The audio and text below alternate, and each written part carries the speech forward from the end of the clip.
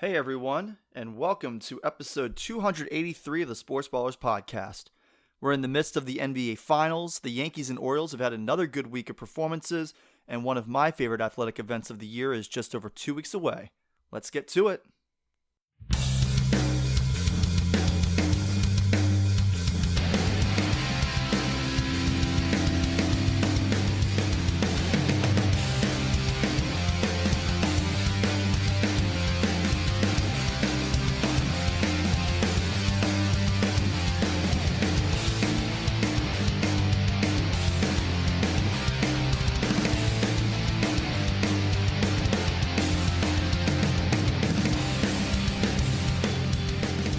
Hello and welcome to episode 283 of the Sports Ballers podcast. I'm your host for this evening, Corey Puffett, and I am joined virtually, but still as always, by Eric Meyer and Evan Ash. How are you guys doing today? Doing great. How about you? Doing pretty well. Eric, how are you doing down there in sunny South Carolina? South Carolina, not where the Carolinas come together. I'll be back there on Saturday. Doing pretty good. I feel like this is an old episode of the Ash Backwards podcast where I'm just calling on my phone and I can't actually see Evan, but we're just rambling on about baseball, which was great. Okay. But yeah, I'm doing good. Yeah, it also kind of feels like a pandemic episode of the Sports Ballers podcast. Not that we want to go back to those days. Because there are no sports. And we still did a show every week. We did. I don't know how we did it. Like we take time off when there are sports, and when there are no sports, we just talk about whatever. Well, there was a whole lot of whatever back in There still is a whole lot of whatever, but now there's sports that we can use to distract us for one night a week. So that's nice. We got quite a bit to talk about tonight. We've got the NBA Finals. We're 2 games in, and Game 3 is coming up in about an hour. Tip off of that game. The Celtics are up 2-0 on the Mavs. We'll talk about that. We've got some baseball to talk about. Did a little look around the league last week, so we'll focus this week on 5 and 2 weeks for both the Orioles and the Yankees. And I get to talk a little bit about the Tour de France because that is getting ready to start in about 2.5 weeks. And by the next time that I host the show, we'll be a few stages in. So let's go ahead and start with the big topic of the week, which of course is in the NBA, the finals. Celtics leading 2-0 over the Mavericks, but we don't know what the status is going to be for Kristaps Porzingis, or as we like to call him, Eric. Tingus Pingus. There you go. Another injury for him.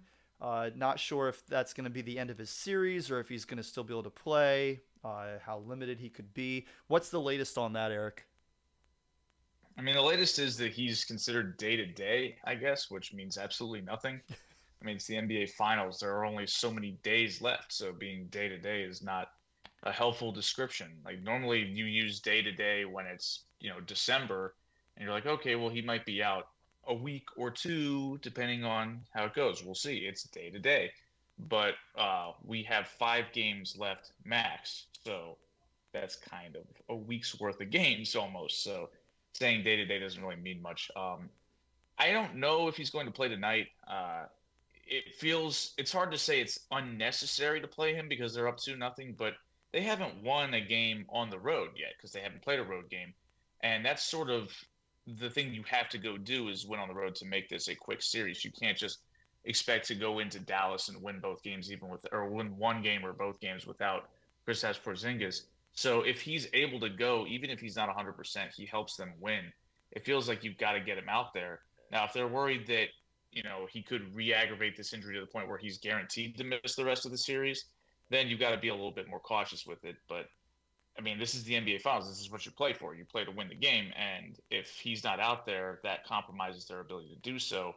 And that could complicate the series real quick if they end up going to Dallas and coming up empty in both games. To your point that they need to win on the road at least one of these games if they want to make this a quick series, how important is momentum in this series for these two teams? If Dallas comes out and wins tonight, does that shift it? If they win both games in Dallas, do you think that kind of turns this series on its head? No, I think that Dallas absolutely has to win tonight. No doubt about it. You can't go down 3-0. Nobody's ever come back from a 3-0 deficit. So even if they win tonight, I'm not going to be looking at this series and saying, oh, yeah, this is now game on. It's going to be a long series because game 3 is the game for the underdog to win. It happens all the time. The energy shifts. They played the 2 games in Boston. Now Dallas is going to come out down 2-0, desperate. Celtics are probably feeling pretty good about things. Dallas needs to come out and win this game. But if Boston takes it, the series is over. If they don't, then Dallas still has to win game 4. And Boston knows that Dallas has to win both. It's like taking a 3-0 pitch. Like, okay, it's still 3-1. I got a huge advantage on you right now. And if I get this win, then in game 4, then the series is over effectively. So the pressure is on Dallas to win both. And Boston, if they come up empty, okay, you're still 2-2. You still have home court advantage. You still should feel good about your chances of winning the series. I'm not going to say that the series flips on its head just because Dallas wins both games, because we watched a crazy series with the Timberwolves and the Nuggets where Minnesota won both games in Denver to start that series. Everybody packed the series up.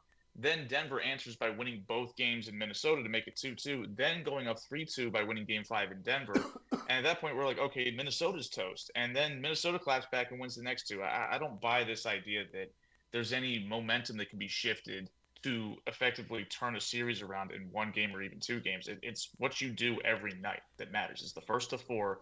And when you're up 2-0 or you're up 2-1, if Dallas wins tonight, you're still at the advantage. Yeah, and if there is a series where you would say the momentum has shifted, it would be the one where the road team wins the first 2 games and then the new road team wins the next 2. You would figure, okay, well then that second team, they probably figured something out to be able to win 2 games on the road after they were down 2-0. They should be able to go back home and win, and that didn't happen. So if momentum wasn't really a thing there, then you have to kind of question it, in any series.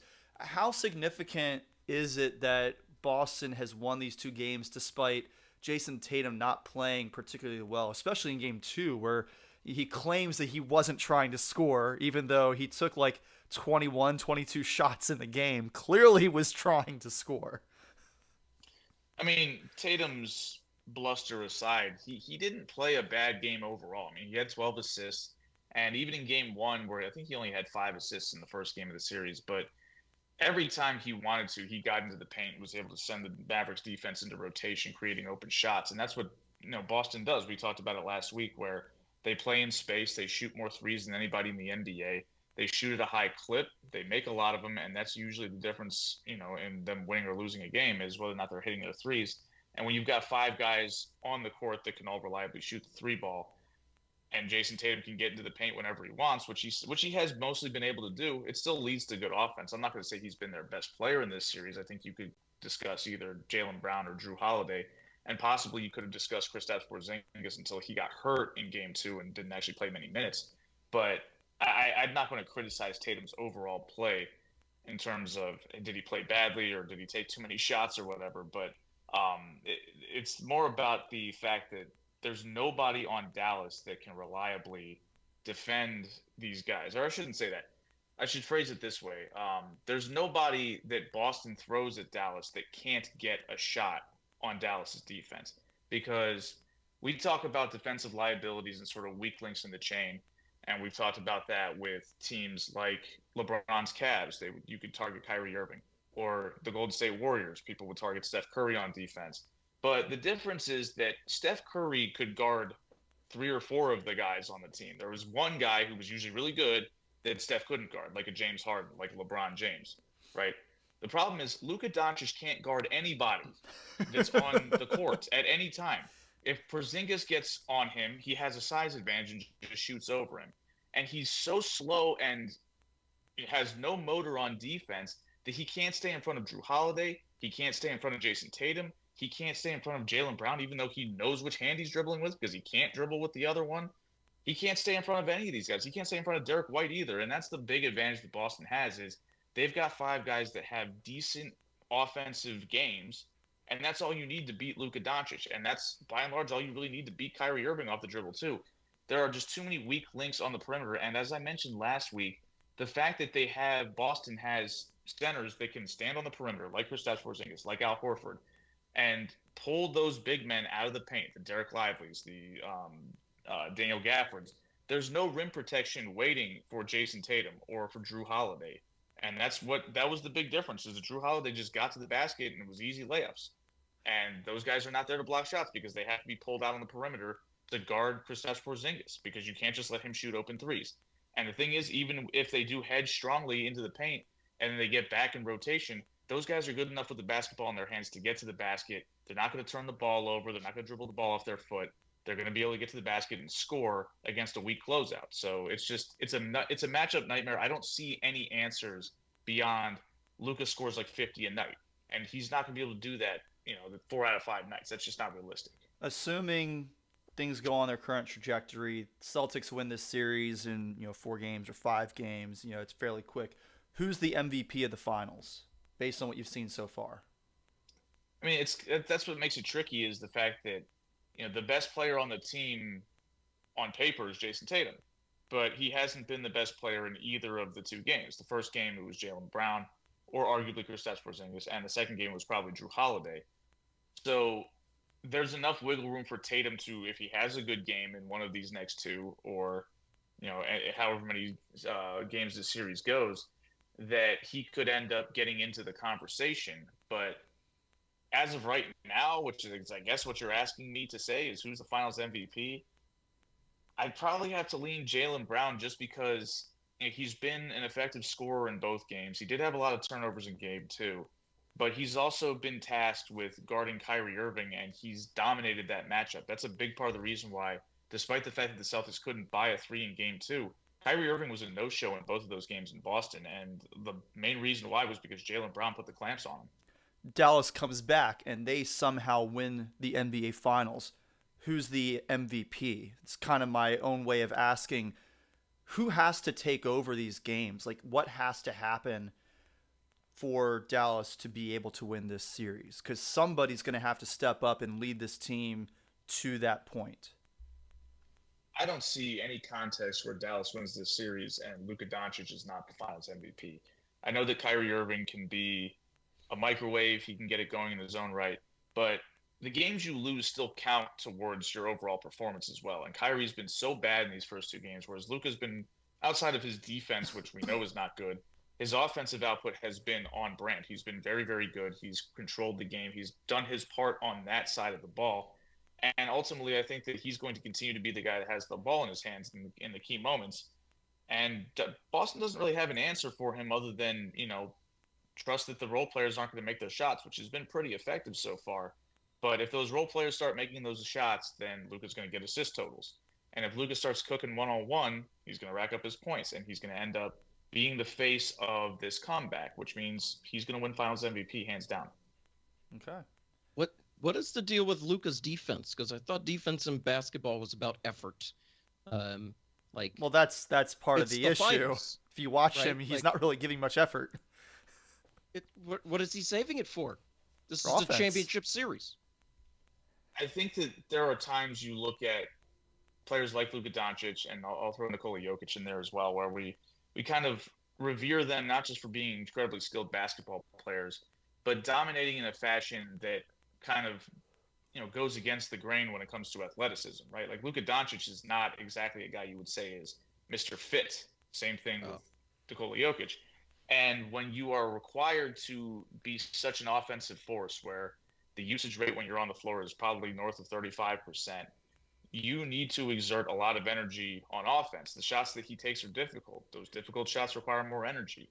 And so then you get on defense and you're already not particularly quick. You're not particularly vertical, and you're not particularly long. And you have to defend somebody who's taller than you in a lot of cases, who's quicker than you, who's more adept at creating space than you are closing space on defense. And, oh, by the way, your energy levels are a little bit lower because of what you had to do on offense. You're food. So it's just a matter of, can he be enough of a guy with a motor to do so? And with his current state, I just don't see him ever being that guy. I don't see him ever being an effective defender. Like I mentioned other guys that get picked on. Kyrie Irving, for example, who was on his team. Kyrie's small, but Kyrie's effort levels are through the roof defensively because he's in shape. He's quick.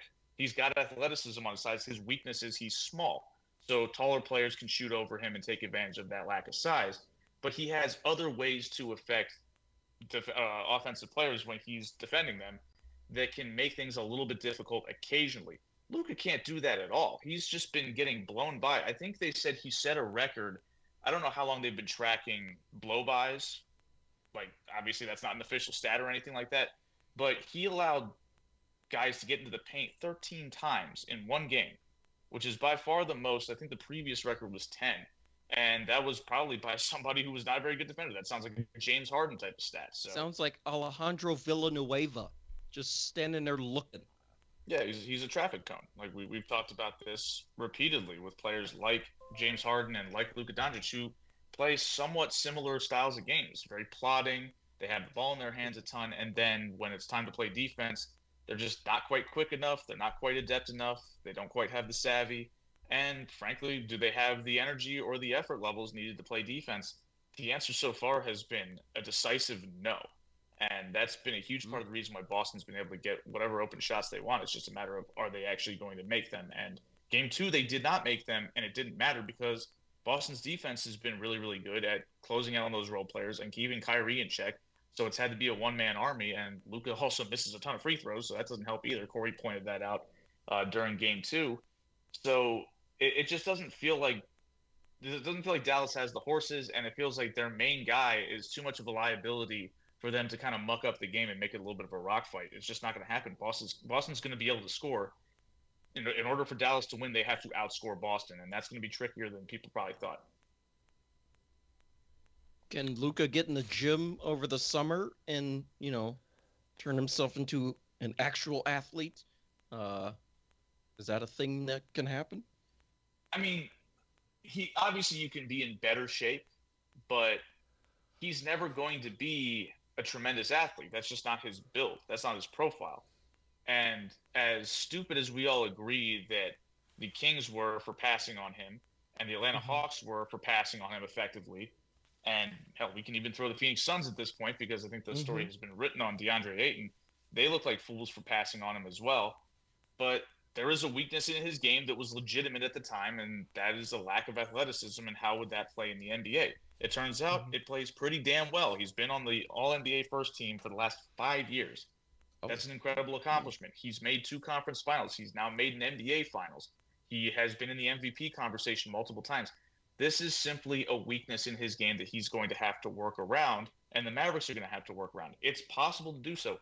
It would not be crazy for a team with a bad defender as their best player to win a championship. It happens. It's not some ridiculous idea.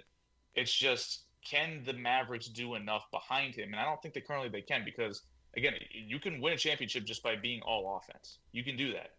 But the Mavericks don't have the pieces for that because they've got one other guy that can create his own shot consistently, and that's Kyrie Irving.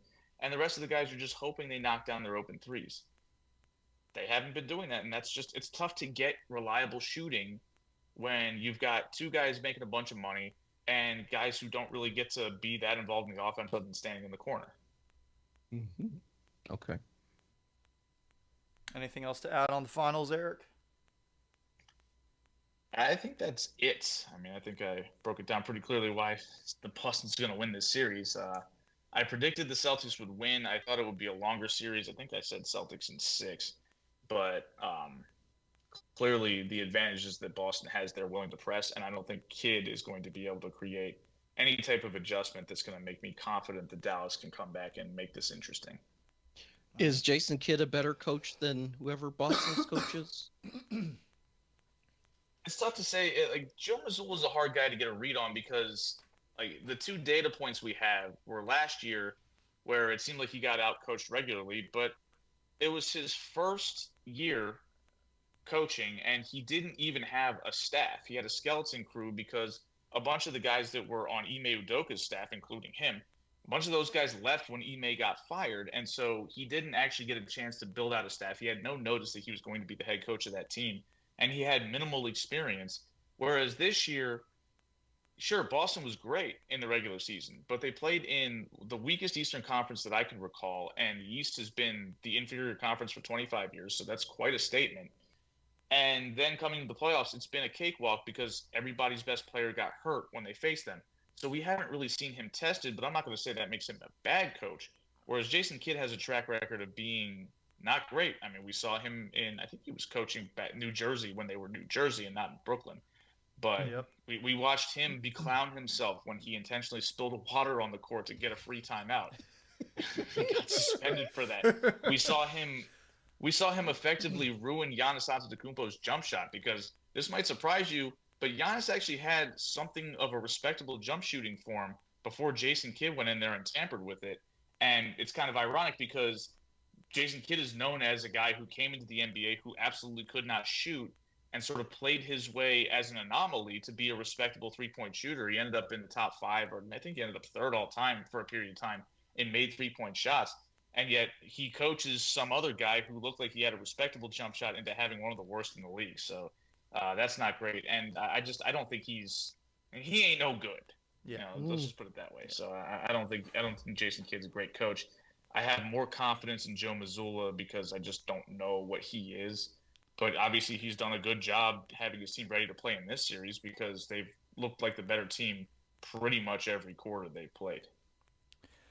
All right. So we got to move to another topic relating to the NBA. The association has had some incredible players through the many decades of its operation, from Bill Russell and the Celtics back in the earlier days of the NBA. Obviously, Michael Jordan considered perhaps the greatest ever, along with LeBron James. We've had a lot of amazing players in recent years. We had the incredible rivalry for a long time between Magic Johnson and Larry Bird.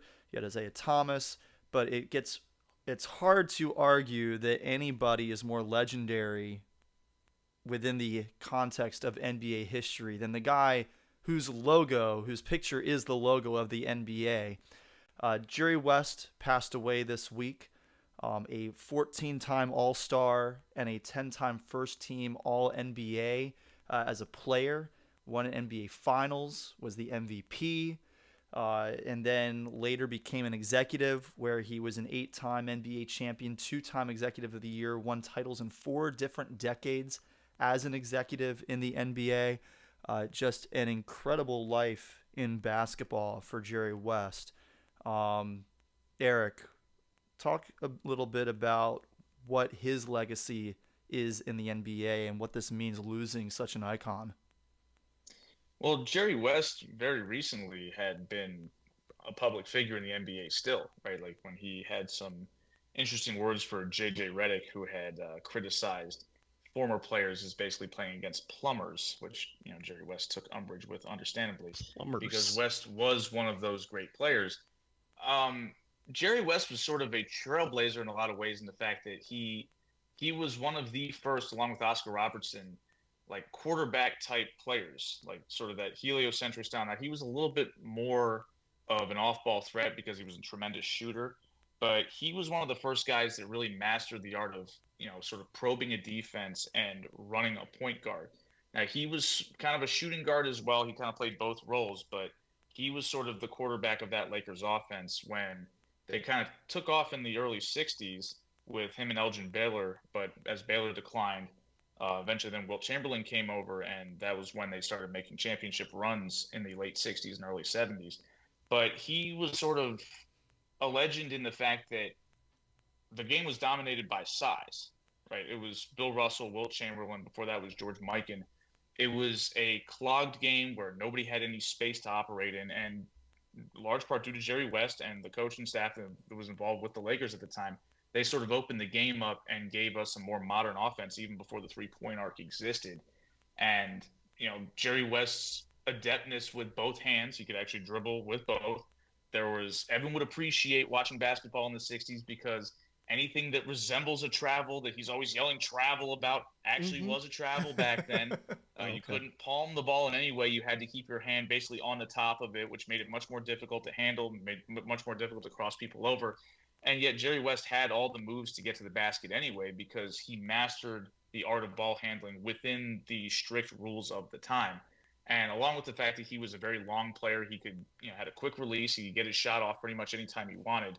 And it's just such an impressive thing to be able to do that with the constraints of the rules at the time. Like, you watched him play, and he looked like a modern player going up against guys who were playing a different sport. Like, he was a truly special offensive player and a pretty darn good defender as well. And, he deserved to be a 10-time first team All NBA. You could argue that peak for peak, he's probably somewhere in the top 10 to top 15 all time. And, the numbers speak for themselves: 14-time All-Star, 10-time first team All NBA. Interestingly enough, the first Finals MVP of all time. The award started in 1969, and that was the series where the Lakers lost to Bill Russell's Celtics, but he won the Finals MVP on the losing team, the only player to ever do that. And then he won a championship later with Wilt Chamberlain in 1972. Just a legacy as a player. They made him the logo for a reason, and he's going to stay the logo for the rest of our lives, and hopefully the rest of the history of the earth. Who knows how long that'll be? Yeah, Jerry West definitely earned that. And then, what can you say about a guy who does all that for an NBA career, who plays in 9 NBA finals, who is one of the greatest players of all time? And then he goes on to be decisively the greatest executive of all time, right? Like, he joined the Lakers front office in the 70s, and he helped put together the teams, the Magic Johnson Showtime Lakers, that won 5 championships during the 80s. He then, later on, after the Lakers sort of fell off after Kareem Abdul-Jabbar retired, Magic Johnson had to leave the game prematurely due to his HIV diagnosis. He rebuilt the Lakers with, acquired Vlade Divac, and then he traded Vlade Divac for some guy named Kobe Bryant in the draft. And then he, a couple weeks later, actually, signed Shaquille O'Neal, and we know what they did. They won 3 championships in a row. He's an 8-time champion as an exec, but that really doesn't give him his due, because he built that Lakers team, but he left the Lakers after the 2000 season. So he doesn't get credit for the 2 subsequent championships that those Lakers teams won, even though he built the core of those teams. And you could say the same thing for what he did in the 2010s with the Golden State Warriors, because he helped build that Warriors team that won the championship in 2015 with Steph Curry, and then won the championship again in 2017 when they acquired Kevin Durant. But then he moved on to the Clippers after that, so he doesn't get credit for them winning the championship in 2018. So you could really put 11 championships to his name if you really wanted to. I'm not going to go as far as to say he deserves credit for the 2022 title that the Warriors won. Sure, that was a completely different team. Yeah. But that's 11 championships that he had his hand in as an executive after a tremendous career as a player. I mean, he's phenomenal. He's an absolute legend. He was a face that everybody recognized when you followed the NBA. When they cut to Jerry West, you knew that it was like when they cut to Bill Russell. It was like when they cut to Magic Johnson. You knew you were looking at one of the legendary players in NBA history, and his presence was felt all the way until today, really, when he passed away. And he's going to be sorely missed, and that's something that you don't often say that about someone who's 86, because they've been out of your sight for probably a couple of decades at that point. But it just feels like, regardless of how old he was always going to be a presence until his final breath, and that was the case. And he will continue to have a legacy with the league, and he should be remembered for being who he was, which was great for basically 60 years straight. Yeah, quite a legacy for Jerry West. Let's talk just a little bit about women's basketball. We aren't going to talk too much about the WNBA itself. The Indiana Fever continue to struggle. They lost pretty badly to the Connecticut Sun this week. I think they're like 3-11 right now, or maybe they're 3-9, whatever it is. The Mystics are like 0-10 or 0-11. They're consistently in games through the third quarter and then fall apart in the fourth, basically. So it's kind of the usual suspects atop the WNBA, but the big talking point this week is about Caitlin Clark's snub from the U.S. Olympic women's team. Is it really a snub? And I think the consensus for the three of us, or at least the two of us who kind of pay attention to this thing, is that no, this isn't really a snub for Caitlin Clark. It's an interesting choice in the sense that so many people watch her. It's part of why the WNBA has spiked in popularity. Certainly, it had already been gaining in popularity over the last several years, but this year, more than any other, we're seeing a huge increase in the number of eyes that are on these games. But that's not really what the Olympics are about. Like, people watch the Olympics because it's the Olympics. People are going to watch the women's games even if they're not watching women's basketball at any other time of the year. It's the same reason that we tune in to watch water polo during the Olympics. I watch the hell out of some water polo during the Olympics. You think I've ever tuned into water polo at any other time of the year or of the 4 years? Hell no. So is there even an ability to tune into water polo when it's not the summer games? I don't know. I'm gonna assume not, but who knows? Maybe NBC Sports to go down somewhere. To your local pool. In any case, that's not what the Olympics is about. The Olympics is about putting together the best team to go out there and try and destroy all the other countries that are putting teams out there on the court. And destroying all the other countries. We've got a perhaps poor choice of words. Or appropriate. Or appropriate, yeah. Very appropriate. Let's face it, the Olympics are as political as it gets, so that's not a shock. Oh, yeah. Yeah. So why such an uproar over Caitlin Clark not being on this roster?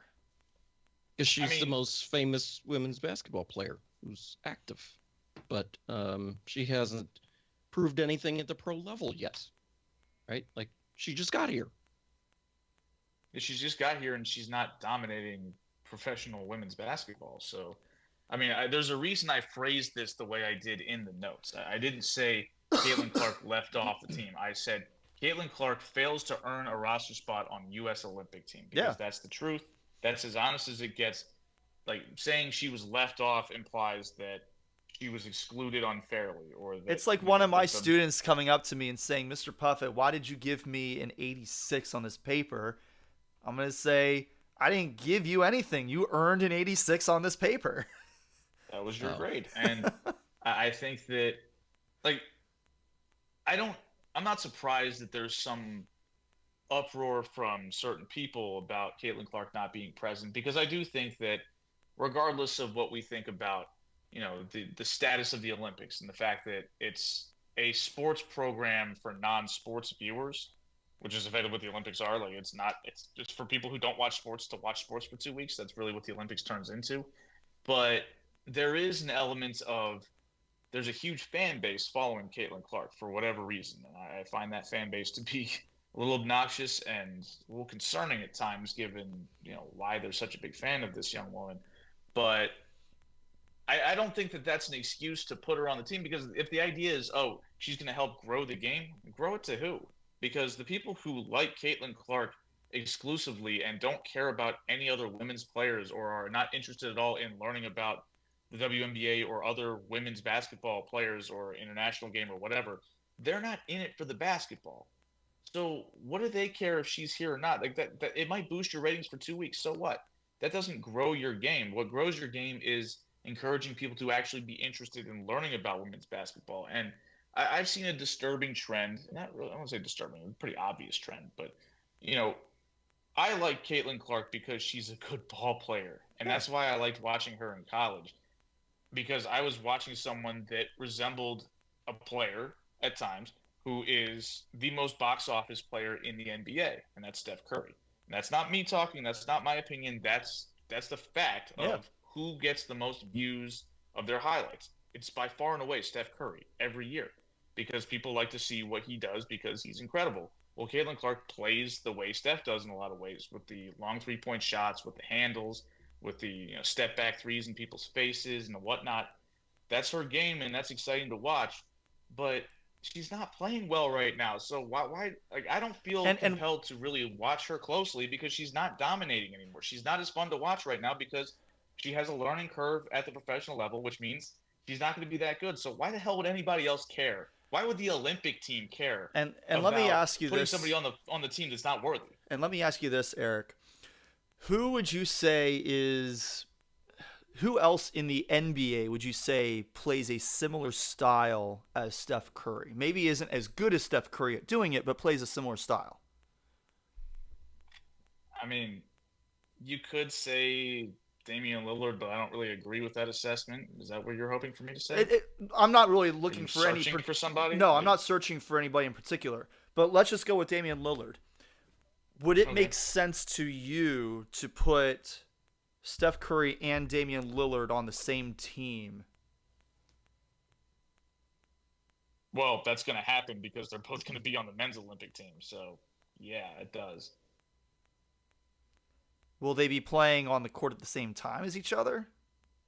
I probably not because they play the same position, but they'll both be on the team, and I imagine they'll share the court at some point together. Interesting. Okay.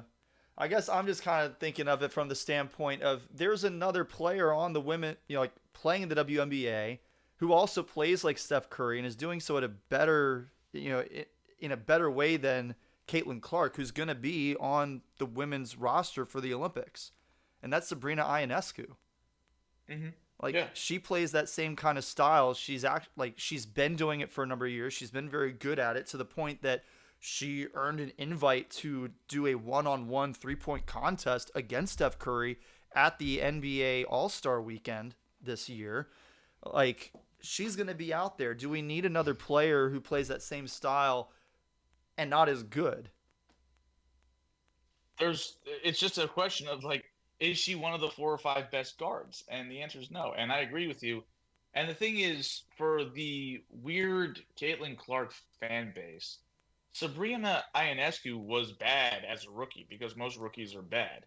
But she was pretty hyped coming into the league, not only because of her talent, but because of her connection to Kobe Bryant before he passed away. And so that's, a big part of why people know who she is. But she figured it out and is now a star in the WNBA. It didn't take long, right? She's only been in the league for a couple of years, but, her rookie year was a struggle. After that, she's been great.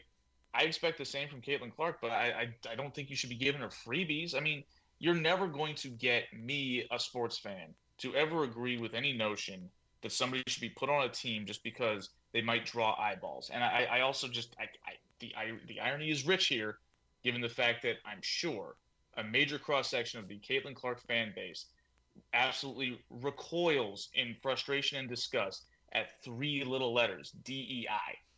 We see it on Twitter all the time. Complaints about diversity, equality, and inclusion. We see it happen all the time. Well, what would Caitlin Clark be if she's put on that roster purely because she's got a fan base? And why does she have that fan base more than any other player? Well, a big part of it is because she's white. And at that point, you're putting on a roster, transitive property at this point. She's on the roster because she's white. Yeah. Mm-hmm. There you go. All right. Let's talk some. Let's go ahead and go to the Tour de France before we get to baseball. Oh. Go ahead and do my spiel on the Tour de France this year because we are a little over 2 weeks away from the beginning of the 111th edition of the Tour de France. Begins on Saturday, June 29th. And as I said earlier in the show, I won't be hosting again until it's already underway. So I figured tonight's as good as any night for a brief preview of this year's race. Focusing on the GC competition, that's the general classification or the yellow jersey competition for those who don't watch the Tour as religiously as I do. This is the competition that most people are familiar with. Everybody associates the Tour de France with the yellow jersey. This is the overall leader of the race during any given stage. And, of course, the overall winner of the race at the end is given the yellow jersey. Over the past 3 years, the race has been absolutely dominated by 2 riders. Jonas Vingegaard has won the last 2 Tours de France, and then Tadej Pogačar won the previous 2.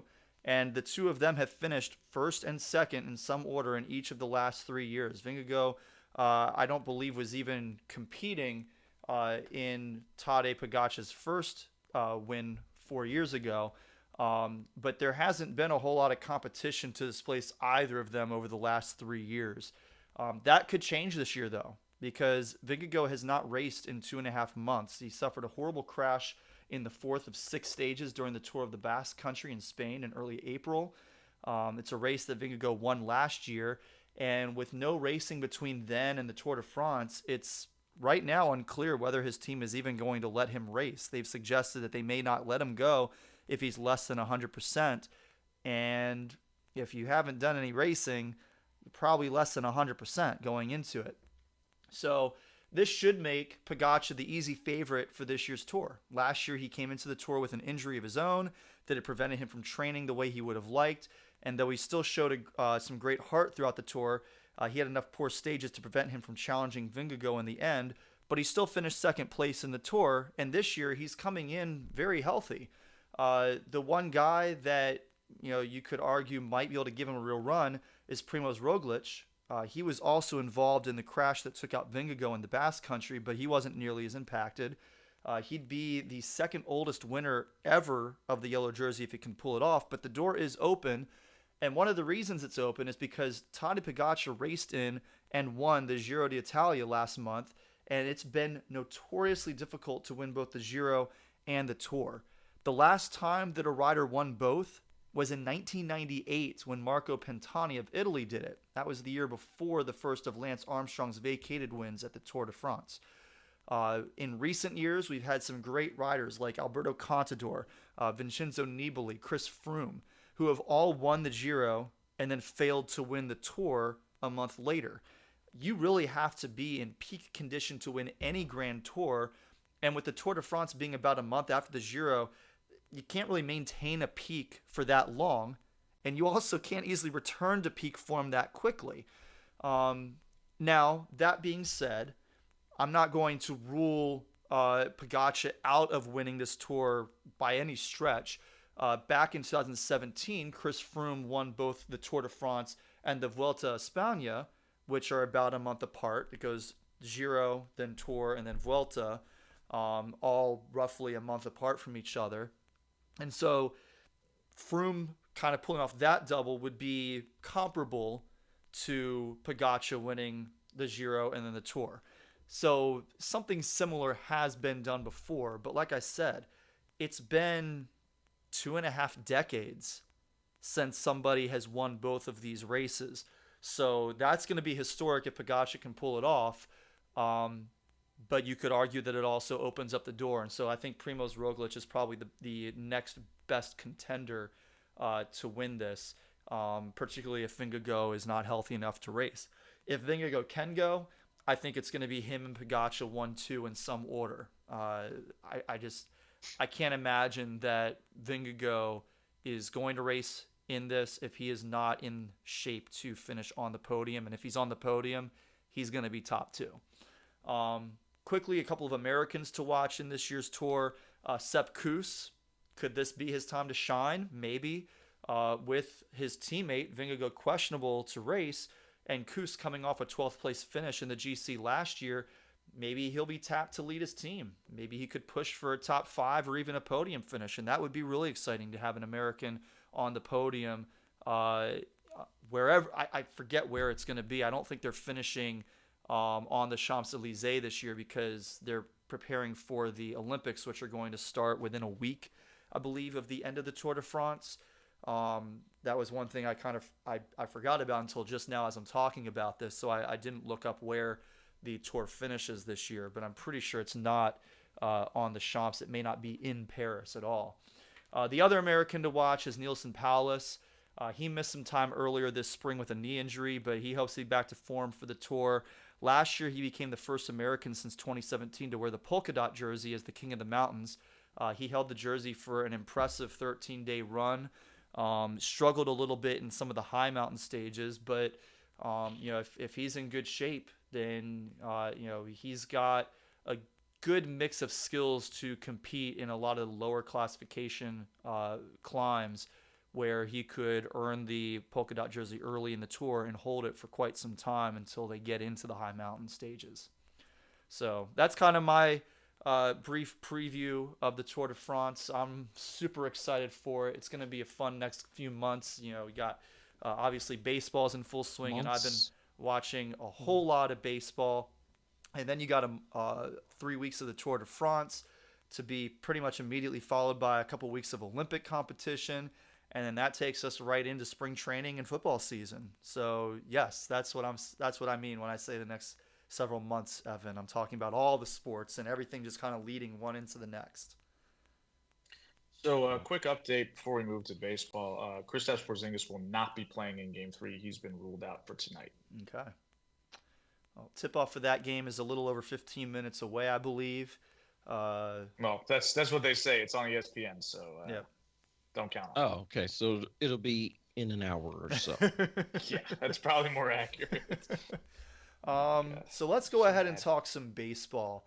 Just a few moments ago, Austin Hayes lined into a double play, hit it right back to the pitcher, who quickly swung it over to first base. But the Orioles are up 2-0 right now on Atlanta.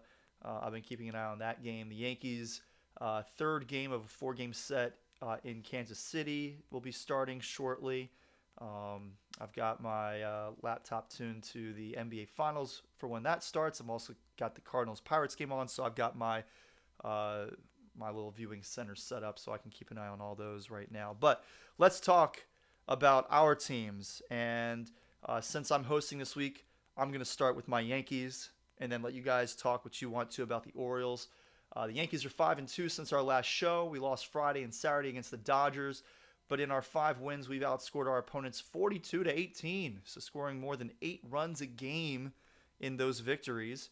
Aaron Judge has a 36-game on-base streak. He has 21 home runs in his last 41 games, which would be a pace of 83 for a season.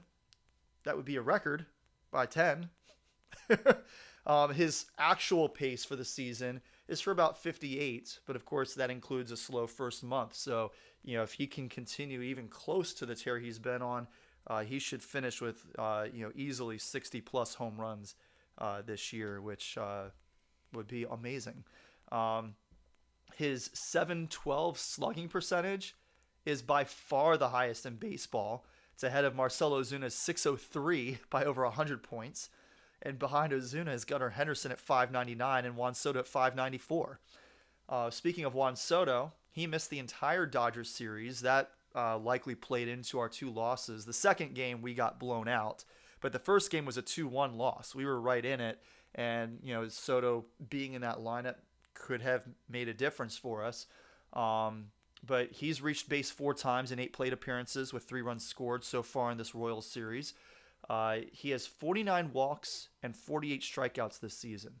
He's one of 3 players who are top 25 in walks drawn who have a walk-to-strikeout ratio over 1. The other 2 are Mookie Betts, who has a really incredible 46-31 walk-to-strikeout ratio, and Kyle Tucker for the Houston Astros has a 46-41 ratio. Looking at Judge and Soto in combination, they're the only 2 players in baseball with an OPS over 1,000. Marcell Ozuna is at 993, and he's the only other player over 980. Judge and Soto are one of 3 pairs of teammates with batting averages over 300. The other 2 are Luis Arias and Jurickson Profar for San Diego, and Shohei Ohtani and Mookie Betts for the Dodgers. They are one of 2 pairs of teammates with an on-base percentage over 400, the other being Mookie Betts and Freddie Freeman for the Dodgers. Judge is number 1, though, at 437, and Soto is number 2 at 426. The only player besides those 4, Judge, Soto, Betts, and Freeman, who are over 400 for OBP right now, is Jurickson Profar. Judge and Soto are number 1 and 2 in walks drawn this season. Judge has 55, Soto has 49. Judge has 25 home runs, which is 4 more than anybody else in baseball this season. Number 2 is Gunnar Henderson. Yep, Gunnar Henderson at 21. Juan Soto has 17 home runs, which is tied with Josh Naylor for the most by a player in second place on his team. And Giancarlo Stanton has 16 home runs, and that is 3 more than any other player who is third place on his team. Next highest in that category is? Probably Anthony Santander. I don't know. No, he's number 2 on your team. Jordan Westburg, Adley Rutschman. Adley Rutschman with 13. Yeah. Yep. What is Evan reacting to? Why were there just balloons on your screen? On whose screen? Yours. There were on your box, some balloons just went up. There were balloons? I didn't see any of this. I don't know what you're talking about. I don't know if there's like some emote thing, but like I'm pointing to my screen, the only thing I've done, and nothing's popping up. So I don't know what you're talking about. Okay. I think you saw Can we get things. back to the show? Yeah, let's get back to the show. Pitching wise, Luis Heel is the guy to talk about for the Yankees. Of the top 50 pitchers in innings pitched this season in baseball. Only Heel has given up fewer than 50 hits. He's given up 35. All of those top 50 pitchers have at least 70 innings pitched. He's given up 35 hits over 75 innings. His batting average allowed is 137, which is 41 points lower than any other qualified pitcher. His walk rate does leave something to be desired, but he's still top 5 in WHIP, top 5 in ERA. He's 10th in strikeouts despite being just 38th in innings pitched. So he's been absolutely incredible for us. We're expecting to get Garrett Cole back sometime in the next couple of weeks. He's had a couple of minor league rehab starts, and he's done well, slowly building up the pitch count. And we figure within the next 2 or 3 minor league starts, he'll be at 90 pitches. And at that point, it sounds like we're going to bring him right on up. So that's exciting. As far as the team goes, they have the 3rd best team ERA. They have the best team batting average allowed, the 3rd best WHIP in baseball while throwing the 2nd most innings of any team. We've got 10.2 fewer innings pitched than San Diego, but 5 more than Oakland. So right now we're halfway through a 4-game set in Kansas City. We'll head to Boston for 3 games this weekend. And then we've got a Sports Baller special starting Tuesday with the O's visiting the Bronx. And noteworthy for that, the Yankees with 101 and the Orioles with 105 are the only teams in baseball with 100 home runs this season, ahead of the Dodgers, who are in 3rd with 91. So let's go ahead and talk some Orioles baseball. Turn it over to you guys. What do you have to say over there? I mean, they're doing the same stuff the Yankees are doing, which is winning a lot of games. I mean, Yeah. They've won 5 in a row since the last time we did a show, or actually, no, they won 5 in a row, just period, and they've been 5-2 since our last show. Yeah, they've been great. They mopped the Rays over the weekend / earlier this week because Mop at the Trop. Mop at the Trop, yes. First time the Orioles have swept 4 against Tampa Bay. I'll say effort. I mean, it's not crazy. They've only been around since 1998, so. And then they won their first game against the Braves last night, despite the fact that I think for the first time this year, Gunnar Henderson did not play. He was given a day off. Hyde suggested that was coming, alluded to his fatigue because he's played in every game, and Gunnar plays with his hair on fire. So, giving him a day off while the Orioles are in this brutal stretch in June where I think they get 1 day off in this month. But the Orioles are doing quite well in that stretch. I think they're 10-3. In this stretch that we've talked about pretty much all season that we knew was coming up, but they've been great. I mean, they're playing good teams or at least competitive teams, and they're still winning. So that's what you love to see. I mean, we talked about it. I think I mentioned it last week, talking about how far ahead the Orioles are from the wild card chase, right? Like from the field that's in the mix for those last spots. And just like it's easy to get caught up in this ridiculous division race that the Orioles and the Yankees are locked in because, Orioles fans are frustrated because the Orioles keep winning, but they can't seem to close the gap on the Yankees. Yankee fans are probably frustrated because they keep winning all their games, and yet the Orioles are still right behind them. So it's like it feels pretty good. We're probably both going to the playoffs. Like that's well, yeah. not Right really now, you guys are 9 games ahead of the 3rd place team in the AL wildcard race, and another 2.5 game up on the first team out. I mean, we're 22 games over 500, and it's not even June 15th yet. Like that's absurd. Yeah. Like what are we talking about? They're on a 108 win pace. Like there's nothing to be unhappy about right now. Yeah. Yes. The Yankees and the Orioles are the only 2 teams in the American League, and 1st and 3rd overall across baseball in run differential. The Yankees are at 122. Followed by the Phillies at 111, and then you guys at 108, and the Dodgers at 105. Nobody else is even close to plus 100. Well, I guess the Guardians are at plus 92, but we've talked about how easy their schedule has been this year. Oh, yeah. Well, one thing, though, it's a little bit disingenuous to say the Orioles only have 1 day off in June. Well, that's true, and it's June 17th. There was an off day on May 30th. And there's another off day on Monday, July 1st. Okay, but those aren't in June. Okay. So how is that disingenuous? Close only counts in horseshoes and hand grenades, Evan. Oh, you make it sound like, oh, they haven't had an off day in 6 months. And it's like, well, No, there he's were saying off they have days one close. off day in the month of June. Okay, well, on July 1st, there's an off day. Okay. Well, yeah, but That's that's cool. not the point. The point is that they had one But off day for a even sixth of the season. yeah, That's even crazy. if we're talking about they had an off day on May 30th and they have an off day on July 1st, that's still Mm-hmm. that's still 30 games in a 31-day stretch. Okay. It's a lot. Yeah, How cut is off that the anything ends, There's That's only how- one. Okay, in the middle. so they're playing That's how so they're playing streaks work. so they're playing 31 Like, games in a they're playing 30 games in a 31-day stretch and they're playing 30 games in a 33-day stretch. Yeah. That's still a lot. That's like saying, Why? well, Joe DiMaggio's 56-game hit streak, it was really only 56 out of 58 unless you put up the end points. That's what a streak is. You start at a point, you end at a point, and you highlight how much stuff you did in between. That's what you do. Okay. Well, I think it's a little dishonest to make it sound like they never have a day off. But that's not what They don't Eric have a is day off trying for to a whole do. month. Eric's not trying to say they never have a day off. He's just saying that they have one day off in the calendar month of June. Which is Okay. unusual, and we agreed on this all Yeah. season until you decide to throw this in there because, the Orioles are playing well, so I got to find some reason to act like this isn't that big of a deal and they're not actually good and that we can't win any games even though we're 44-22 and winning tonight currently. I guess when the Ravens have to play 3 games in a 14-day stretch, we should make sure we add on the rest days before the first of those games and the rest days after the third of those games. What are we doing? I mean, I think that's relevant, right? You get the mini bye or whatever. Make it sound like they just play straight through the All-Star game, right? There's a No, day I off made it coming sound up. like they play all the games except for one day in June. Well, That's what I made it sound like. What because if that's the June truth. had a 31st day? But it doesn't. But then what would you say?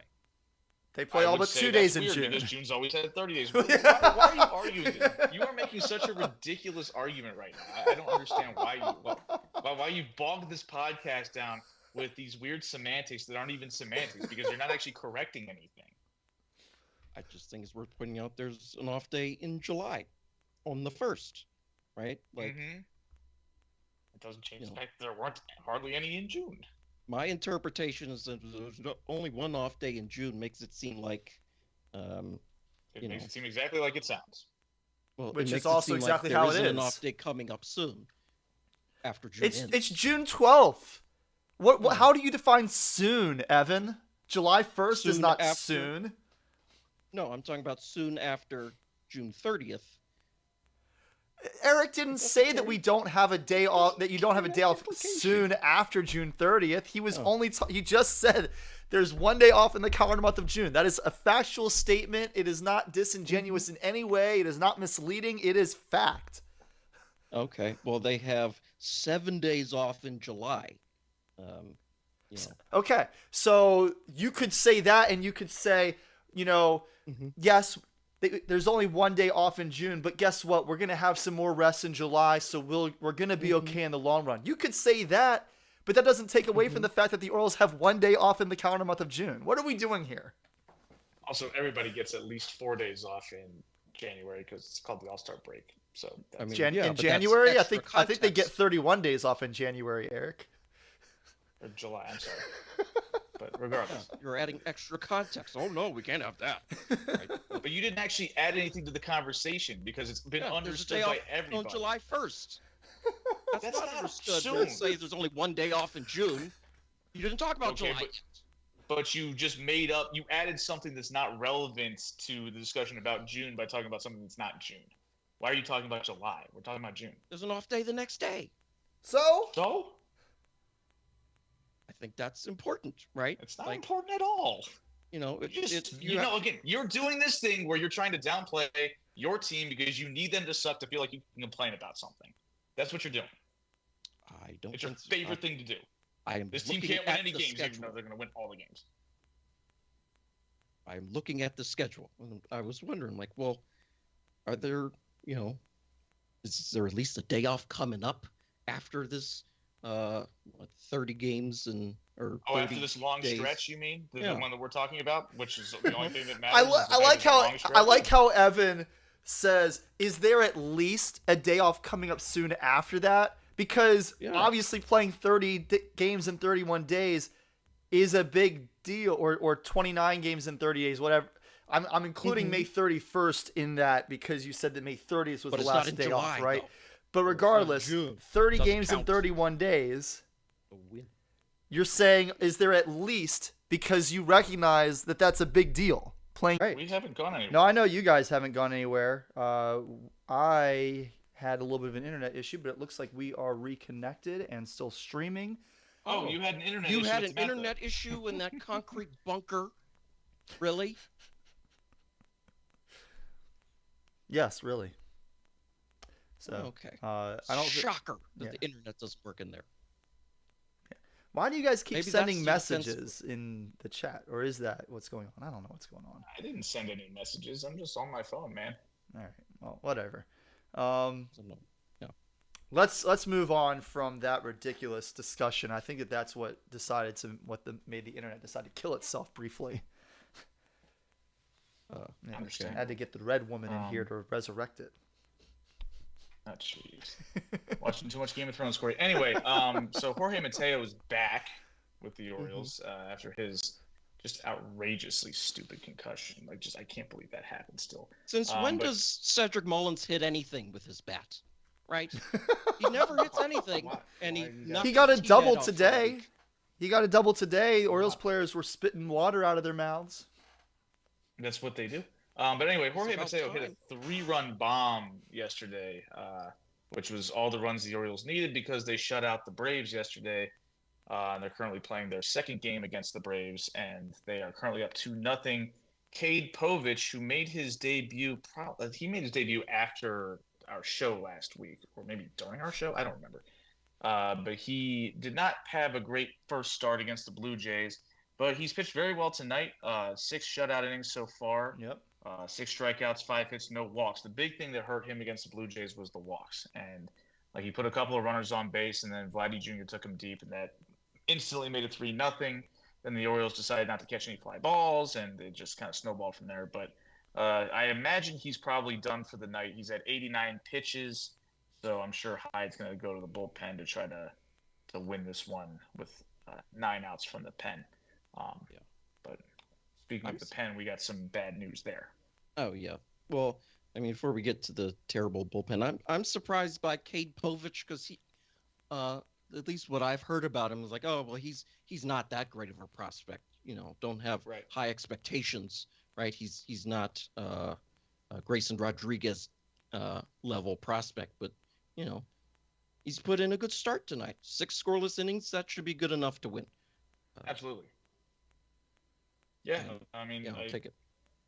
I was skeptical not just because of how he was graded as a prospect, but when I watched him pitch, I saw a guy who looked like he threw 92, 94 as kind of a range for his fastball, and struggled with command in the minors and seemed to struggle with his command in his first start, and that obviously raises some eyebrows. It's hard to find success with bad command, no matter how hard you throw, but when your velocity is also not super high. Those are the guys that don't miss many bats in the show. But it seems like his strikeout rate has carried over a little bit. I mean, he's got 6 strikeouts tonight, which is pretty darn good, especially against a still very good Braves lineup, even with Ronald Acuna Jr. out for the season. So, I'm very happy with what Povich has provided tonight. He might be up for a little while. I mean, we know that Dean Kramer's coming back, but the Orioles need length. Yeah, right? The Orioles need length, and they need to borrow a phrase that I hate. They need to eat some innings. Yeah, and you don't like that phrase, Eric? Well, no, because it's usually used to describe a terrible pitcher. Well, he eats innings. Like, okay, it's like saying a quarterback's a game manager, right? Like, he's just a guy who's out there, and you hope he doesn't screw it up too bad. Yeah, but a pitcher who eats innings usually is pitching pretty well, because otherwise you wouldn't be leaving them out there to eat innings. Well, but the description is not used for good pitchers. They say this guy shoves, or this guy's an ace, or something like that. They don't call. Kevin Millwood was an innings eater. The guys that lead the league. the guys that lead the league in innings pitched are virtually always studs, like Cy Young contenders. They're never described as innings eaters. That is an exclusively used term for a mediocre starter who can typically give you 6 innings. Or a catcher who's a catch Fair enough, but you need guys like that to fill out your roster, because not everybody can be an ace. If you can have, one or two high level pitchers and then 3 innings eaters, your staff is going to be in good shape. Okay, but the thing is, oftentimes that innings eater turns into a bum real fast. Yeah, like, that's the issue with it. Okay, sure, maybe he had one season where he gave you 200 innings of 4.34 ERA ball. But the next, of course, this is also me speaking as a recovering Mariners fan of the Carlos Silva signing, where he was branded as an innings eater and he had like an 8-something ERA while he was in Seattle, and they paid him a bunch of money. Oh, jeez. So, it still hurts. ERA. I don't know. ERA's in the 3rd grade. I mean, I hope that if he had an 8-something ERA, that they cut their losses and got rid of him quickly. This is baseball, man. Guaranteed contract. This is football. I mean, just get rid of him anyway. Yeah, right. You still exactly. have to pay him. So okay, still get rid of him. Well, the team can suck without him. Just as easily as they can suck with him. Yes. I agree, and that's what they went did. To so many playoffs with this Carlos Silva character. They didn't go to any playoffs ever. Their playoff losing streak was old enough to drink. So yeah, there you go. Anyway, Danny Coulombe's hurt. Yeah, he's got elbow soreness or whatever. So waiting to figure. Does that sound good? No, waiting to figure out how bad that is. No, it doesn't. Unless it's your non-throwing elbow, like you whacked it against the door frame or something. That would be elbow soreness. That's not a big deal. But in this case, this sounds like a problem. And the Orioles don't really give out a whole lot of news about injuries until it's really horrible. So yeah, until Michael Elias needs to call a press conference at 4 p.m. on a work day. Mm-hmm. Yeah, Cade Povich is out of the game after 6. Got Dylan Tate on the mound now. That's concerning. All right, so I mean, the Orioles are finishing up their series, right? Like they're playing the Braves. They play one more tomorrow, and then they're hosting the so-called Major League Baseball's best Phillies for 3 starting. Yeah, and I take a little bit of issue with whoever put MLB best Phillies. I get that technically they have the best record. I get it. Technically, they are ahead of the Yankees. The Yankees have 2 more wins, but they have 1 more loss, and so the Phillies' win percentage is 1/1000th of a point ahead. But for all that we've talked about how weak of a schedule the Cleveland Guardians have played, they've only played 16 games against teams above 500. There's one team in baseball that has played fewer games against teams above 500. Guess how many the Phillies have played against teams above 500? Thought it was just 3. No, it was 3 against the Braves. They played 9. Oh, they're up to 9. They played 9. All the way up to 9. Yes. Nice. They still have not reached 10. I mean, the MLB standings aren't power rankings, right? Like, there was no analysis done to determine which team was the best team at this stage in the game. They have the best record, and that's it. That's true. I don't think the Phillies are the best team, sort of, actually watching them play, right? But, looking at their record, they have the best one right now. Their expected record has them 1 game ahead of you guys. Okay. But expected record is also expected record doesn't count. That's not on the standing sheet. Expected record also doesn't consider strength of schedule. It considers run differential only. Wow. Yeah. So, they can only win the games against the teams they're scheduled to play. That's true. Yeah. So anyway, the Orioles play that. Yeah, the Orioles are playing the Phillies. Saturday and Sunday's games are sold out already. They sold out last week. So the yard's going to be packed. Philadelphia isn't very far from here, to be honest. It's like Nope. 100 miles, maybe. Yeah, it's pretty close. Yeah, that's a long drive for some people, but I don't think it's that far. Nope, How did it's O'Neal about Cruz an hour not and a make half, 2 that hours. play? He's like 6'7". Huh? O'Neal Cruz. Yeah, he's huge. Yeah, he's like What's the 6'7", context? Why'd you and say that? a dude like lined the ball through the like shortstop third base gap, but he like dove out and got his glove on the ball and didn't catch it. Okay. Okay, Yeah, so I'm just saying, how did he not make that play? because he was diving and he was moving in a weird angle, and it's kind of hard to catch the ball when you're diving. That's a There was terrible a excuse. if there was a runner on second, he saved a run. Well, no, it still went into No. third or into left field. Oh, Oh, well then. I don't even know. Anyway, He almost Yeah, made a to cool. be mistake. anything else to say about the Orioles? Not really, no. Where's Westberg's not in the lineup tonight for some reason, unless I missed him. But O'Hearn is DHing, so I don't know where Westberg is. It's ridiculous. Urias is playing, and he's just feebly made outs so far, as Well- he's wont to do. Well, as we've mentioned, the Orioles are playing a lot of games and not getting a whole lot of days off for a little while, so the Yeah. players need some rest. So that Yeah. makes sense. I feel like go. And Urias needs the most Urias has rest. been hitting better. He's been hitting better. We got to give him. Getting better. You Full- better be full of hitting credit. better. You can't be hitting worse than 0. Okay, but like he's actually like his hitting has actually been well above average for the last couple of weeks. Let's give him that. We got to give him that. He still I threw don't think that it's gonna ball last. away on Mother's Day.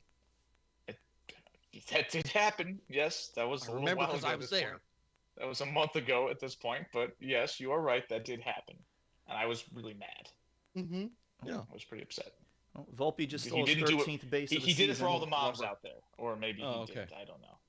Oh my God, that was terrible. But yeah, Not very good. Urias is improving. I'll say that. Yeah, it looks like Jorge Still don't need him Mateo around here. just semi-booted a ball. Semi-booted. Yeah, I saw that the Braves got a runner on first, but I didn't see how. yeah. He like went to his glove, and then on the transfer, he like kind of lost control of it and couldn't throw it to first. Was it So, an whoops. E4? Yes. Okay. So he fully booted it. Okay, so it was an error then. Okay. Yeah. I feel better about it being an error because I'd rather it be an error because that's an isolated incident versus Sorry, hold on one Tate's second. not I pitching think, well. jeez, Huh? that probably came through on the audio. I know you guys couldn't hear it, but I like tapped my AirPod and it like started playing a video that I had open in another tab. It's like highlights from yesterday's Yankees. Okay, good. So game. it wasn't porn. What? Jesus. You never know, man. Like, Good lord. It's possible. Got to be careful with the technology, right?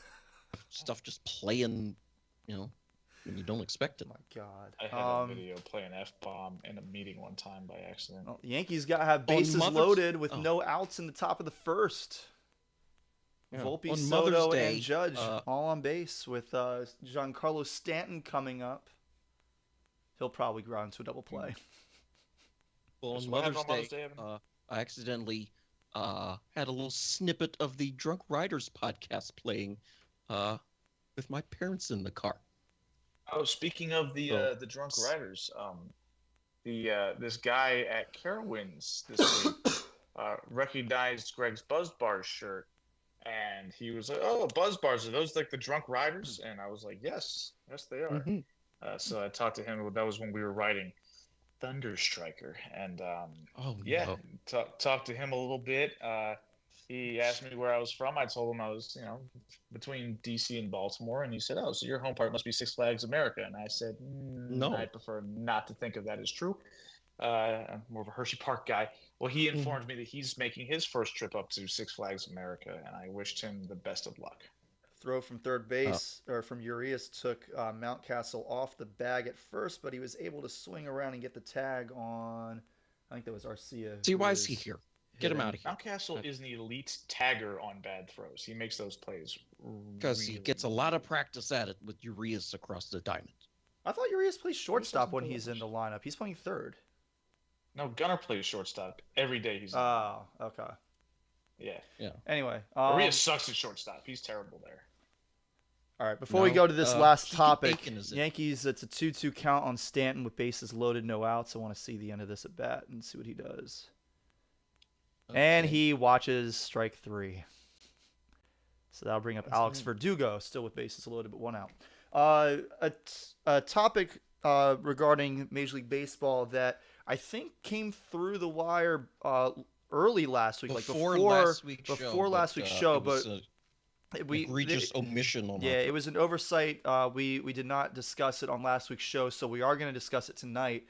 But Major League Baseball last week announced that they have officially incorporated statistics from the Negro Leagues into Major League Baseball's historical stats. So a headline from CNN: Josh Gibson, one of the greatest sluggers in the history of the Negro Leagues, is now listed as MLB's new all-time career leader in batting average at 372, moving ahead of Ty Cobb at 367.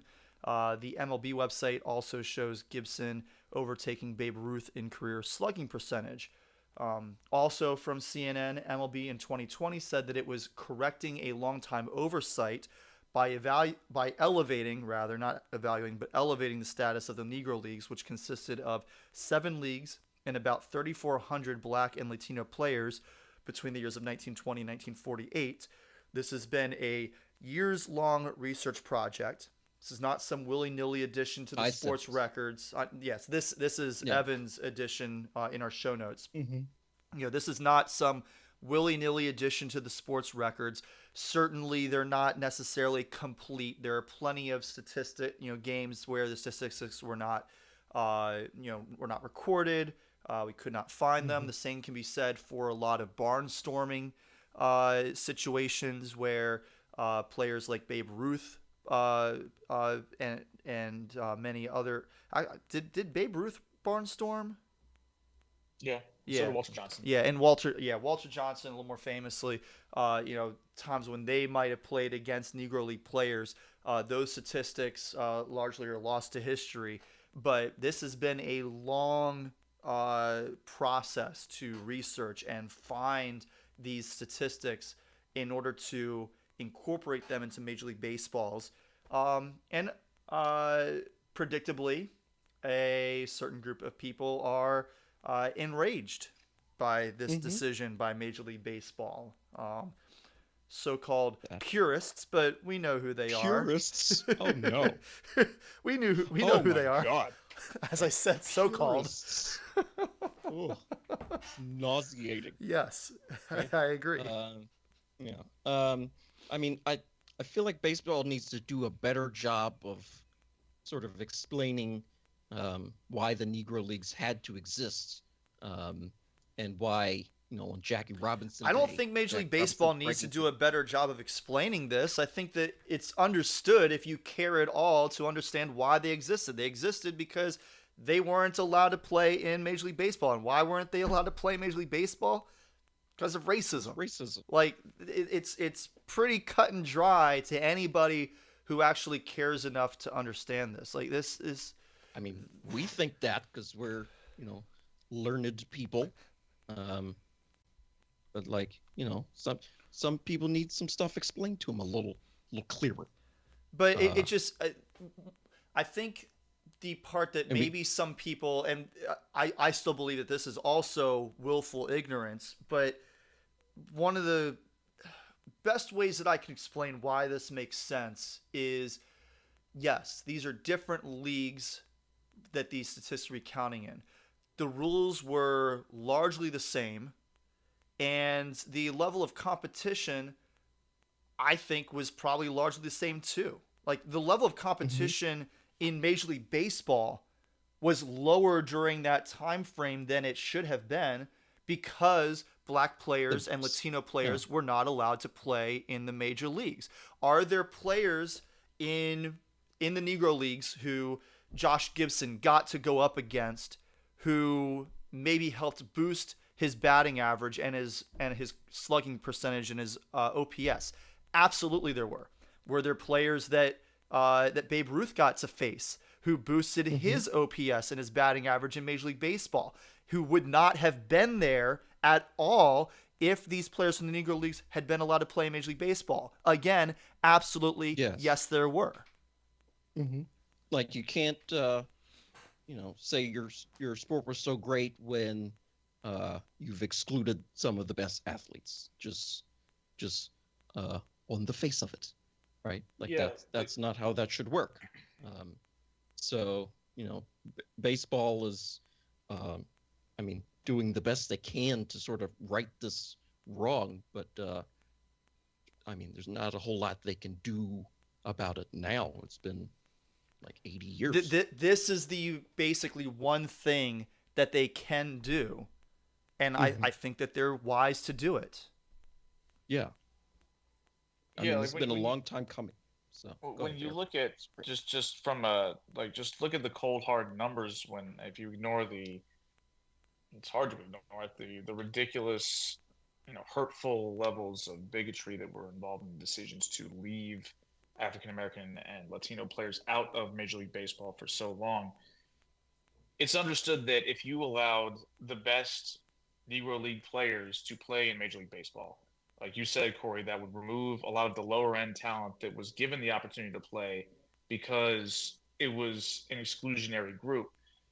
And it would also lead to, better pitchers would mean that Babe Ruth or other great players would have lesser raw numbers. But even if you look at numbers that are baselined against the average player, better hitters also means that OPS of 150, just as an example, might drop to 140 because it's not being compared against the same talent level. It's being compared to a better talent level because you got rid of some of the worst players and replaced them with great players. So these numbers definitely would have been impacted for both parties, right? For both, Negro League players and for Major League Baseball superstars. Like that's just the reality of how numbers work. Again, nobody is out here arguing that there were not players in the Negro Leagues who would not have cut it in Major League Baseball if everybody had been able to play. But there are also plenty of Major League Baseball players who would not have cut it in the same way, who got to play. I think I did some hardcore nerd math on this a couple of years ago where if I estimated that even like 10% of Major League Baseball players were replaced by superior players that were, more or less on average, like the average quality of a major leaguer. Obviously, they're not all going to be average. Some of them are going to be well above average. Some of them are going to be a little bit below. Some of them are going to be right there at the average mark. It would have affected the numbers that we use today to evaluate greatness to such a degree that it would have altered our perception of who are the greatest baseball players of all time. I'm not saying it would have turned Babe Ruth into a bum, that he wouldn't be in the Hall of Fame if he had to face a balanced league with the best competition. But would he be revered the same way he is compared to, say, someone like Willie Mays or someone like Hank Aaron or someone like from today's generation, Mike Trout or Frank Robinson as an older player again? I strongly doubt it. It would have altered things to a degree where that conversation completely changes. So that matters because that's how we revere baseball players. It's based off of statistics and it's based off of how valuable were you to your team.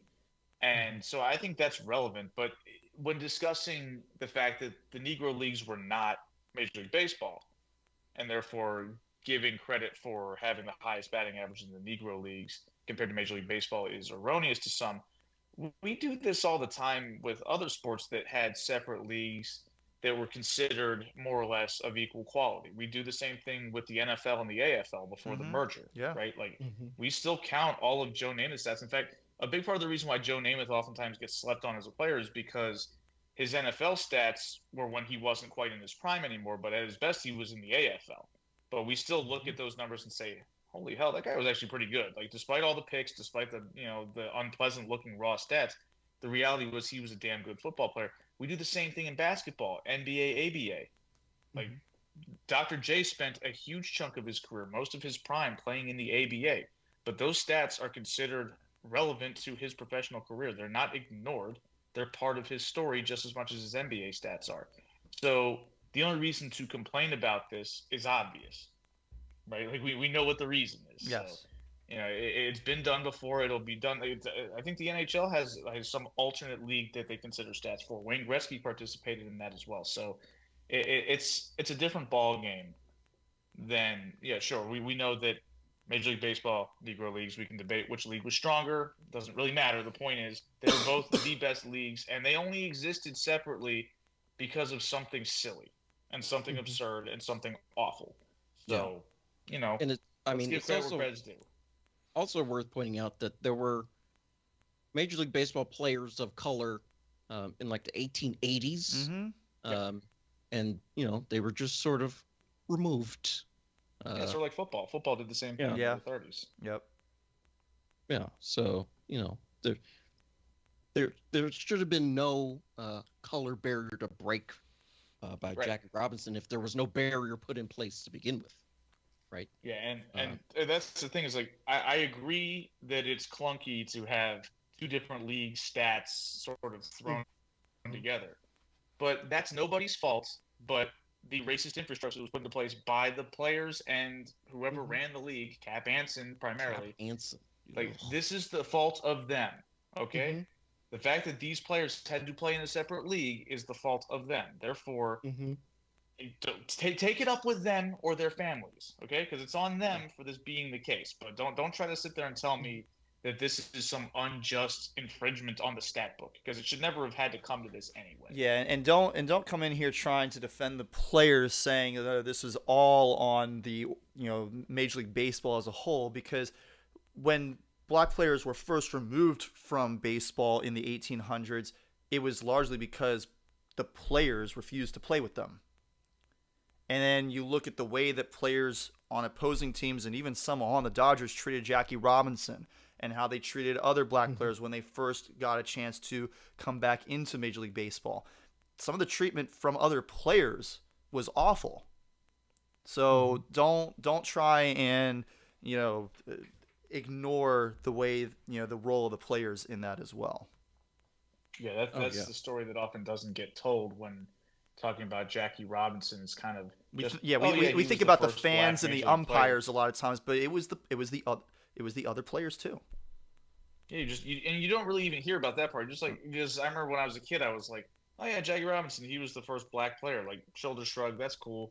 Good for him, I guess. Pat on the back, without fully appreciating what he went through just to try to exist in Major League Baseball. Well, yeah, and that's a big problem with the way that the story is told for kids, and obviously,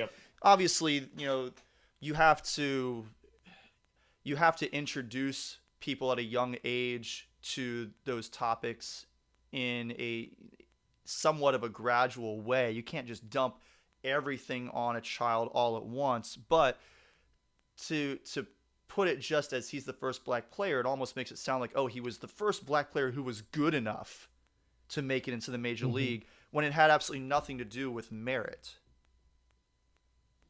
Yeah, and that's sort of the implication that it does carry, is that you're like, oh yeah, this guy's pretty good, maybe we should give him a shot. No, that's not really why he was allowed in, and that's not why other players were excluded. Yeah. So, going back to what you said, Eric, about how we, had black players not been kicked out of Major League Baseball. How we revere the game today, and look back on who the all-time greats were from that time. I mean, like the Cy Young Award might be called the Satchel Paige Award, right? But Satchel Paige wasn't allowed to play for a long time. So stuff like that is the type of thing that has happened as a result. Yep. No, agreed. Anything else to add on that conversation, that topic? I don't think so. Go back and read the Howard Bryant article that we talked about last week. This is obviously related. Okay. So as we get set to close down this episode of the podcast, Cody Poteet is on the mound for the Yankees after a 6-run top of the first. Good grief. right? What? The Yankees are always playing some tomato can team and just clobbering them every single night. Yep, Alex Right? Verdugo wound up hitting a 2 RBI single in his first at bat with the bases loaded, and then we got another run in, and then we hit a 3-run home run. I don't think any of these Central teams are actually good because it seems like whenever the Orioles or the Yankees play the Twins or the Royals, they wipe the floor with them. Like I realize that the Royals were pesky when the Orioles played them, but the Orioles beat them both series they played, and they just destroyed the Twins. So like come on, Mercilessly. Y'all aren't serious. Yeah. Bobby Witt It's Jr. not is serious. at the plate right now. I think he's on like a 12-game hitting streak, which is a game He's short good. of the best of his career. And yes, he is good. And so is Salvador Perez. Salvador Perez has had a really strong year for them. But that's about it. You know, they have a pitcher or two who have done well. But even then, like I think Brady Singer is one of their top 2 pitchers, and we took care of him yesterday. So, you know. Yeah. I mean, Eric, what do you think if the Orioles had drafted Bobby Witt Jr. instead of Adley? Like, you know. I mean, I think it would have messed everything up because, like, I think that Bobby Witt versus He's great, Adley, right? Like, I think Bobby Witt's probably the better player between him and Adley, at least right now, and probably has higher upside. But if you take him, you don't have Adley Rutschman at catcher, and you don't have Gunnar Henderson at shortstop because why would you take another shortstop? Gunnar Henderson. Like Gunner's probably not picked in that spot. Now Gunnar could play third base theoretically and still be drafted, but it's likely that the organization goes in a different direction than drafting a shortstop after they just drafted a shortstop. Like they might be looking for a catcher in the second round at that point. And last I checked, there's no Adley Rutschman that was available at the 42nd pick. So I think that they made the obvious choice. And the thing is, statistically speaking, Witt has been better, but there's no replacing what Adley has meant to this team leadership-wise. Like from the first day he stepped on the field at Oriole Park, like the vibes changed. Like we all felt it, we all saw it. He did his ditsy do around the and again it's not just about Bobby Witt Jr. versus Adley Rutschman who's better. It's Bobby Witt Jr. and a comparable catcher or other position player compared to Adley and Gunnar. And at that point, you're probably giving the nod pretty easily to Adley and Gunnar. Yeah, because I would say that Witt is younger than Adley, probably has more upside than Adley, but Gunnar's younger than Witt, and Gunnar might have more upside than Witt. So if I potentially have the better shortstop anyway, and I got a generational catcher, I'm not sweating who should have gone 1 or 2. Like this was the discussion at the time. And another thing is, Adley was under slot when he was picked, despite signing the biggest signing bonus of all time at the time. That is a big part of the reason why the Orioles were able to draft Gunnar Henderson and sign him, was because they had those extra funds. Had they not been strategic that way and signed Witt, they definitely wouldn't have been able to pick Gunnar Henderson. Oh yeah, he'd have gone to Auburn or something. So didn't have that. All right, is that it? So the Orioles are still up 2-0. Yeah, no Woj bombs. I forgot to mention that Dan Hurley is going back to UConn after some noise about him potentially being the next Lakers head coach. Good for him. I agree. Hopefully he was able to leverage a little raise out of that. He did. He did. He got a little extra paper out of it, and I'm sure he'll when his opportunity comes, he will be. I mean, I can't think of another coach that would be ahead of him in terms of the pecking order of who would be the hot next new coach in the NBA. Right, like it would have to be somebody that's already in the league and well established. That somehow, like if somehow Eric Spoelstra stopped being the coach of the Heat, but that's not going to happen. So why outside of the current established coaches? 2-2. Matt Olson just absolutely launched a home run to Utah Street. Because Keegan Aiken sucks. I was just about to ask. I didn't want to interrupt you, but I was going to ask, why is there an Orioles pitcher that I've never heard of pitching in a 2-0 game? My question is, why haven't you heard of Keegan Aiken? We complain about him all the time. Do you? Every week. Yeah. Well, that's even worse. Why is there a guy who you guys complain about all the time in the game in a high leverage situation? Well, you got to give Keegan that a little sucks bit of for grace. me too. I was hoping he would strike him out because I'm going up against Sam, who has Matt Olson. So now he gets a home run. The only benefit to that is that at least Ozzy Albies was on base, so I get a quarter of a point for his run. You've got to give Keegan Aiken a little bit of grace. His hero just got convicted of 34 felonies. So, Yikes! So just pray for him. Well, your boy Colton Cowser just made a catch in foul territory. Who did? Colton Cowser, your boy. Oh, I thought he was not in the lineup tonight. He was just put in as a defensive replacement for somebody. Ryan Brohern. Right fielder Ryan O'Hearn. Oh, yes. My God. I cannot stand this. Why? O'Hearn is not an outfielder. Oh, he's not. Well, right? Like, so neither am I. The Yankees batted around in the first inning. Volpe is now on first again to lead off the second inning with Soto and Judge coming up. So this could get really out of hand. As if 6-0 in the second inning isn't out of hand. Yeah. Oh man. Like when Dylan Bundy gave up 7 runs and Buck couldn't get out to the mound fast enough. Showalter was out to the mound before the batter who had just hit the home run had rounded third base. Yeah. Like he crossed over the foul line before the runner passed him. Mm-hmm. Had the third runner scored yet? I don't know. I have to go back and watch the tape with Hugh, but it was something special. Yeah, this is a conversation that the three of us can have off the podcast. Our handful of listeners don't need to listen to all of this rambling. So we're going to go ahead. We're going to go ahead and wrap up the show tonight.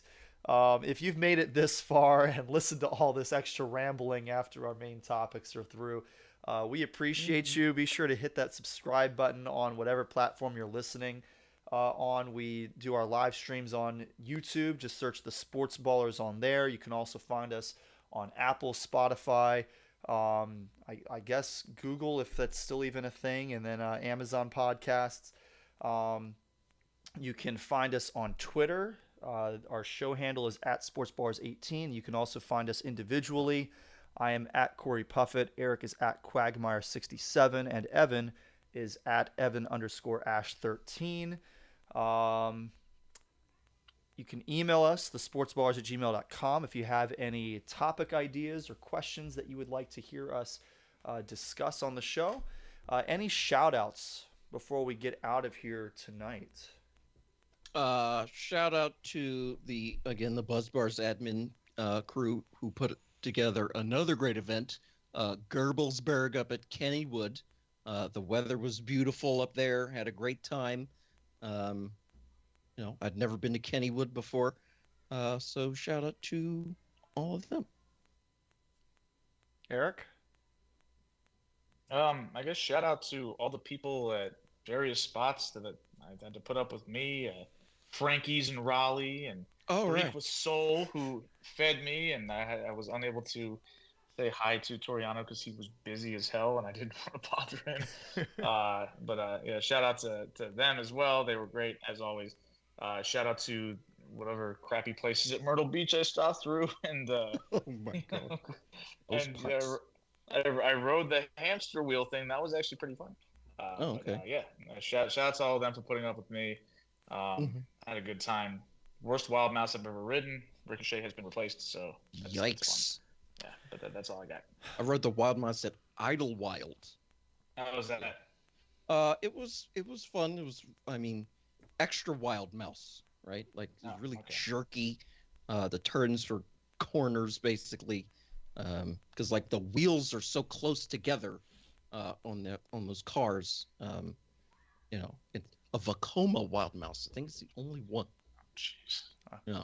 Well, fortunately, things were a little bit slower at Boricua Soul on Saturday when I was there, so I did get a chance to talk to Toriano as well as Serena and Devin, so that was really cool to see them. Shout out to Richmond and Long. It was a terrific wedding and reception that Rashawn and I got to attend down in Greensboro. Shout out to them for having a mocktail at the bar for Rashonda and the handful of other pregnant women who were there. And the bourbon bramble that I was drinking was absolutely phenomenal. One of probably the best cocktail I've ever had at a wedding. I had like 4 or 5 of those. 4 or 5. Oh boy. Oh yeah, no, it was a fun night. So, but yeah, so shout out to the 2 of them. Really excited for them, and hopefully get to visit with them some when they move back to the DC area later this year. So that is going to do it for this week's episode. Again, thank you so much for listening. We will be back hopefully next week with an all new episode with Eric back in town and in the hosting chair. But until then, take it easy, be safe.